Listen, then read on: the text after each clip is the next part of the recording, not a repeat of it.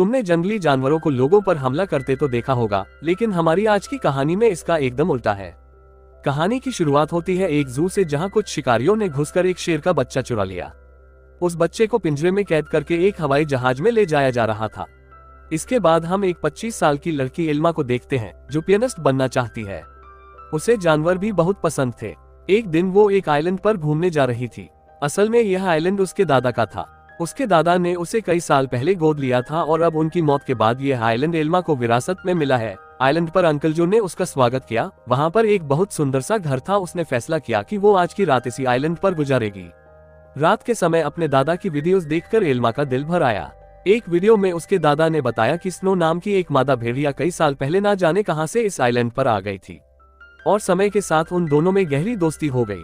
दादा ने एल्मा से कहा कि वह भी स्नो को ढूंढकर उससे दोस्ती कर ले।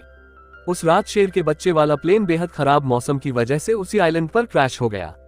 क्रैश की आवाज सुनकर एल्मा डर गई और उसने बाहर जाकर देखा, लेकिन वह आइलैंड बहुत बड़ा था तो उसे कुछ नहीं मिला। अगली सुबह चार्ल्स और एली नाम के दो नौजवान वहां आए। उन्होंने स्नो को कैद करने के लिए जाल बिछा दिया। असल में वो भेड़ियों के पार्क के मालिक थे और उसके लिए स्नो को पकड़कर ले जाना चाहते थे। कुछ देर बाद स्नो जाल में फंस गई, लेकिन अपनी सूझबूझ से चार्ल्स और एली के आने से पहले ही वह जाल काटकर भाग निकली। फिर वह तैरकर आइलैंड की दूसरी ओर जा पहुंची, जहां उसकी मुलाकात एल्मा से हुई। पहले तो एल्मा घबरा रही थी, लेकिन फिर उसने अपने दादा की बात याद की और स्नो को कुछ करने लगी। कुछ देर बाद एल्मा प्लेन क्रैश की जगह पर पहुंची। खुशकिस्मती से शेर के बच्चे को कोई चोट नहीं पहुंची थी। वो एक पक्षी के घोंसले में गिर गया था, लेकिन पक्षी उसे नीचे धक्का दे दिया और इसके बाद वह सीधा जाकर एल्मा की गोद में गिरा। एल्मा भी उसे अपने साथ घर ले आई। उसी वक्त स्नो भी अपने छोटे बच्चे के साथ घर में आ गई। घर में 3 प्यारे जानवर देखकर एल्मा बहुत खुश थी। उसने तुरंत अंकल जो को बुलाया, लेकिन उन्होंने एल्मा से कहा कि इन खतरनाक जानवरों को घर में रखना ठीक नहीं है, तुम्हें इन्हें जू वालों को दे देना चाहिए। अंकल ने यह भी बताया कि शेर के बच्चे को ढूंढते हुए जू के कर्मचारी वहां जरूर आएंगे, और हुआ भी बिल्कुल वैसा ही। अगले दिन एनिमल कंट्रोल वाले वहां पहुंच गए।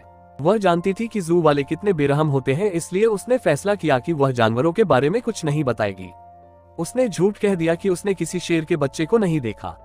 घर लौटकर उसने देखा कि स्नो अपने बच्चे के साथ साथ शेर के बच्चे को भी दूध पिला रही थी। उसे बेहद खुशी हुई, क्योंकि अब स्नो दोनों बच्चों का ख्याल रख रही थी। जैसे जैसे दिन बीतते गए, दोनों बच्चों में दोस्ती बढ़ती रही। एल्मा ने भेड़िए के बच्चे का नाम जैक रखा और शेर के बच्चे का नाम ड्रीमर। उधर अंकल जो को चिंता थी कि ये जंगली जानवर एल्मा को कोई नुकसान न पहुंचा दे।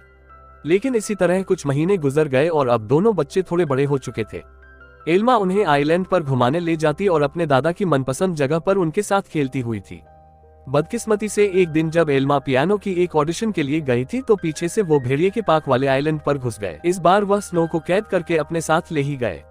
उधर एल्मा का सिलेक्शन भी हो गया और वह बेहद खुश थी, लेकिन जब वह घर लौटी तो उसके होश उड़ गए। उसके घर का सारा सामान बिखरा हुआ था, क्योंकि दोनों बच्चे भूख की वजह से परेशान हो गए थे।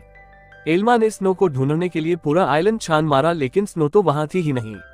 अब उसे ही बच्चों का पेट भरना था, इसलिए उसे ना चाहते हुए भी अपनी पियानिस्ट की नौकरी छोड़नी पड़ी। एक दिन अंकल जो फिर से वहां आए और खूंखार जानवरों को अब तक वहां देखकर गुस्से से भर गए।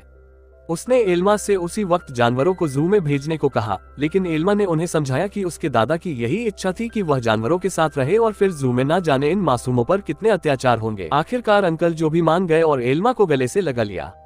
अब उनका सारा समय जानवरों को खाना खिलाने और उनका पूरा ध्यान रखने में जाता था। एल्मा को जैक और ड्रीमर से बहुत प्यार था और बदले में जानवर भी उस पर जान छिड़कते थे। देखते ही देखते 1 साल गुजर गया और अब दोनों जानवर बड़े हो गए थे। अंकल जो शहर से उनके लिए मांस लाया करते थे, लेकिन उनके पास जाने में उन्हें डर लगता था।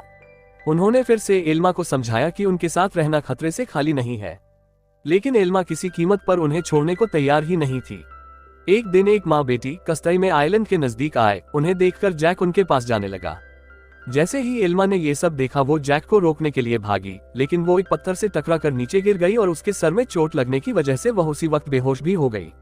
वह माँ बेटी यह सब नहीं देख पाए और वापस कश्ती में चली गई। कुछ ही देर में जैक और ड्रीमर एल्मा के पास आए और उसे उठाने की बहुत सी कोशिशें की, लेकिन कोई फायदा नहीं हुआ। वह कई घंटों तक जोर जोर से आवाजें लगाकर मदद के लिए पुकारते रहे, लेकिन कोई नहीं आया। जल्द ही रात हो गई और दोनों जानवर एल्मा से सटकर बैठ गए। उन्होंने पूरी रात जागकर एल्मा को गर्माहट दी। अगली सुबह अंकल जो ने एल्मा को कई बार कॉल की, लेकिन कोई जवाब न मिलने पर वो समझ गए कि कुछ तो गड़बड़ जरूर है। वो तुरंत आइलैंड पर पहुंचे। उन्हें लगा कि जरूर जंगली जानवरों ने एल्मा पर हमला कर दिया होगा, इसलिए उन्होंने एनिमल कंट्रोल वालों को कॉल कर दिया। लेकिन जब उन्हें एल्मा बेहोश मिली और जानवरों को उसकी रक्षा करते देखा तो उन्हें अपनी इस हरकत पर बहुत पछतावा हुआ। इसके बाद जब एल्मा को हॉस्पिटल ले जाया गया तो डॉक्टर ने उन्हें बताया कि अगर जैक और ड्रीमर ने उसे गर्माहट ना दी होती तो शायद वह आज जिंदा ना होती। उधर एनिमल कंट्रोल वालों ने जैक को पकड़कर इली और चार्ल्स को सौंप दिया। उन्हें एहसास हो गया कि जैक तो स्नो का ही बच्चा है। वहीं ड्रीमर को एलन नाम के एक आदमी को बेच दिया गया जो एक जू चलाता था। एलन बहुत बेरहम आदमी था जो अक्सर अपने जानवरों को पीटा करता था, लेकिन अपने बाप से बिल्कुल उल्टा उसका बेटा रेफा बहुत नर्म दिल का था। जल्द ही उसकी दोस्ती ड्रीमर से हो गई, लेकिन कुछ ही दिनों में बेचारे ड्रीमर को कई नशीली दवाएं देकर सर्कस में करतब करने के लिए मजबूर किया जाता। ड्रीमर ने अब तक की अपनी जिंदगी मजे से आइलैंड पर गुजारी थी, लेकिन इन पेड़ हम लोगों ने उस पर काफी बुरा असर डाला, इसलिए राफा अक्सर उसके पास उसे शांत करने जाया करता। उधर हॉस्पिटल में एल्मा ने होश में आते ही जैक और ड्रीमर के बारे में पूछा। अंकल जो ने भारी दिल के साथ उसे सब सच बता दिया। जैसे ही एल्मा हॉस्पिटल से बाहर आई वो सीधा एनिमल कंट्रोल के दफ्तर में पहुंची। उसे पता चला कि जैक को तो भेड़ियों के पार्क में भेज दिया है और ड्रीमर को उन्होंने एक सर्कस ग्रुप को दे दिया था। ये सुनते ही वो गुस्से से भर गई और ऑफिसर पर चिल्लाने लगी, लेकिन अंकल जो ने उसे शांत किया। कुछ समय बाद एल्मा ने इली को फोन करके जैक के बारे में पूछा। इली ने बताया कि जैक बहुत खुश है और यहाँ उसके कुछ दोस्त भी बन गए हैं। इससे एल्मा को थोड़ी तसल्ली मिली, लेकिन अभी वह ड्रीमर के लिए बहुत परेशान थी। अगले कुछ हफ्तों तक वह शहर की हर एक सर्कस में गई और सबसे ड्रीमर के बारे में पूछताछ की, लेकिन कुछ हाथ नहीं लगा। उधर ड्रीमर की वजह से एलन की मोटी कमाई होने लगी थी। ड्रीमर जल्द ही स्टार लायन के नाम से मशहूर हो गया। एक दिन ड्रीमर का सर्कस ग्रुप भेड़ियों के पार्क के पास से गुजर रहा था और जैक ने तुरंत अपने बचपन के दोस्त को पहचान लिया। जैक अपनी सूझबूझ से पिंजरे से बाहर निकल गया। इली ने जब ये देखा तो वह समझ गया कि जैक बेहद समझदार है और वह जरूर कुछ न कुछ ढूंढ रहा है। जल्दी ही जैक उस तक पहुंच गया जिसे वह ढूंढ रहा था। उसने बड़ी चालाकी से ड्रीमर को भी पिंजरे से छुड़ा लिया। इतने महीनों के बाद एक दूसरे से मिलने पर दोनों जमकर खेले। जब एलन को ड्रीमर के भागने का पता चला तो उसने गुस्से में बेहोश करने वाली बंदूक निकाल ली। उसके बेटे रेफा ने उसे रोकने की बहुत कोशिश की, लेकिन लालची एलन ने उसकी एक न सुनी। हारकर रेफा भी ड्रीमर को ढूंढने एलन के साथ चल पड़ा। एलन ने इली को भी ड्रीमर के बारे में बताया। अब वो समझ गए थे कि जैक और ड्रीमर दोनों साथ ही हैं। इसी वजह से पूरे शहर में हाई अलर्ट जारी कर दिया गया। इस शाम इली ने एल्मा को सब कुछ बताया और कहा कि एनिमल कंट्रोल वाले दोनों जानवरों के पीछे पड़े हैं। ये सुनकर एल्मा घबरा गई, लेकिन इली ने बताया कि उन्होंने जैक के शरीर में एक ट्रैकर फिट किया था। जैक और ड्रीमर की आखिरी लोकेशन एक जंगल के आसपास थी। अब एल्मा और इली ने मिलकर जानवरों को ढूंढने का फैसला किया। उधर दोनों जानवर शहर में खुलेआम घूम रहे थे, इसलिए पुलिस ने शूट एंड साइट के ऑर्डर्स दे दिए। बाद में दोनों जानवर फिर से जंगल में पहुंच गए, जहां एलन और रेफा ने उन्हें देख लिया। लालची एलन ने ड्रीमर पर अपनी स्नाइपर गन से हमला कर दिया, लेकिन उसी वक्त जैक बीच में आ गया और अपने दोस्त के बदले खुद गोली का शिकार हो गया। बेचारा जैक तो उसी वक्त बेहोश हो गया, जबकि ड्रीमर को वहां से भागने का मौका मिल गया। उसके भागने के रेफा ने तुरंत जैक का ट्रैकर हटाकर उसे एक दवाई दे दी, जिससे बेहोशी की गोली का असर खत्म हो जाए। कुछ देर बाद बाप बेटा एक बार में पहुंचे और इली और एल्मा भी एक ट्रैकर के जरिए उन तक पहुंच गए। एलन ने उनसे कहा कि उसके पास कोई ट्रैकर वगैरह नहीं है और उन्हें बाहर भेज दिया, लेकिन समझदार रेफा ने बाथरूम का बहाना बनाकर इली और एल्मा को सब सच बता दिया। वो उन्हें जंगल में ले गया, जहां आखिरकार उन्हें ड्रीमर मिल गया। इसके बाद ड्रीमर उन्हें एक झोपड़ी में ले गया, जहां जैक आराम कर रहा था। खुशकिस्मती से उसे सही टाइम पर होश आ गया था, लेकिन तभी उन्हें पुलिस के आने का शक हुआ तो एल्मा ने दोनों जानवरों को खुफिया रास्ते से भगा दिया। अब आइलैंड तक पहुंचने के लिए उन्हें सिर्फ एक नदी पार करनी थी।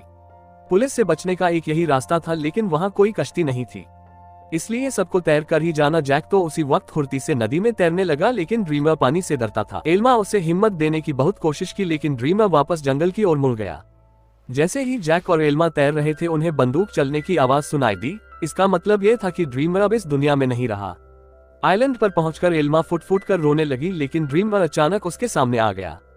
असल में वह जंगल में पुलिस वालों को भटकाने के लिए गया था। उसे जिंदा देखकर सभी खुशी से झूम उठे। आखिर एल्मा ने जैक और ड्रीमर के लौटने की खुशी में पार्टी में पियानो बजाया। अब उनका परिवार पूरा हो गया था।